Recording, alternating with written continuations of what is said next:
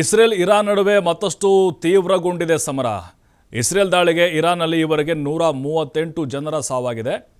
ಇಸ್ರೇಲ್ನಲ್ಲಿ ಕಳೆದ 24 ಗಂಟೆಯಲ್ಲಿ 13 ಜನ ಸಾವನ್ನಪ್ಪಿದ್ದಾರೆ.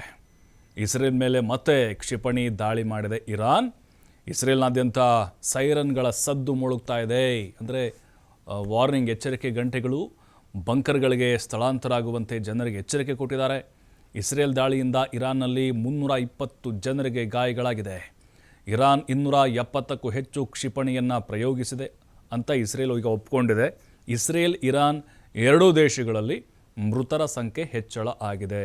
ಕಳೆದ 3 ದಿನಗಳಿಂದ ಗಮನಿಸ್ತಾ ಇದ್ದೀವಿ, ಮಧ್ಯಪ್ರಾಚ್ಯದ 2 ಬಲಿಷ್ಠ ರಾಷ್ಟ್ರಗಳು ಇರಾನ್ ಮತ್ತು ಇಸ್ರೇಲ್ ನಡುವೆ ಸಾಕಷ್ಟು ದಾಳಿ ಪ್ರತಿದಾಳಿಗಳಾಗ್ತಾ ಇದೆ.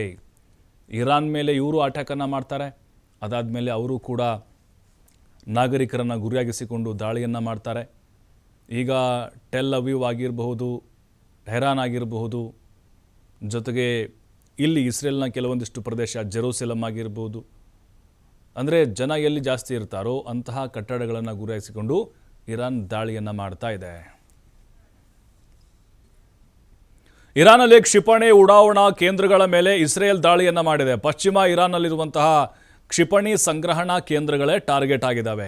ಉಡಾವಣಾ ಕೇಂದ್ರಗಳನ್ನು ಗುರಿಯಾಗಿಸಿಕೊಂಡು ಅಟ್ಯಾಕ್ ಮಾಡಿದೆ.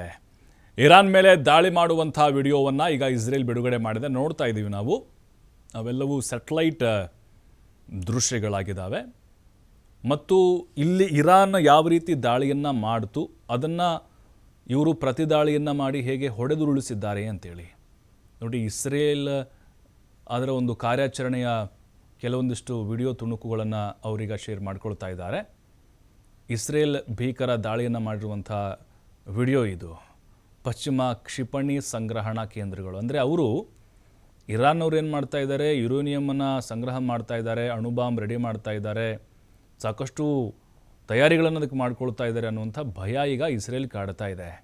ಹಾಗಾಗಿಯೇ ಅವುಗಳನ್ನು ಗುರಿಯಾಗಿಸಿಕೊಂಡು ನಿರಂತರವಾಗಿ ಇಸ್ರೇಲ್ ದಾಳಿಯನ್ನು ಮಾಡ್ತಾ ಇದೆ. ಅವರ ಸಾಮರ್ಥ್ಯವನ್ನು ಕಂಪ್ಲೀಟಾಗಿ ಕುಸಿಯುವಂತಹ ಪ್ರಯತ್ನವನ್ನು ಈಗ ಮಾಡ್ತಾ ಇದೆ. ಇನ್ನು ಒಂದೊಂದೇ ವಿಡಿಯೋಗಳು ಕೂಡ ರಿಲೀಸ್ ಆಗ್ತಾ ಇದ್ದಾವೆ. ಇರಾನ್ ಮಾಡಿದಂಥ ಕೆಲವೊಂದಿಷ್ಟು ದಾಳಿಗಳಿದಾವಲ್ಲ, ಅವರ ಮಿಸೈಲ್ಗಳನ್ನು ಕೂಡ ಇಸ್ರೇಲ್ ಹೊಡೆದುರುಳಿಸಿದೆ.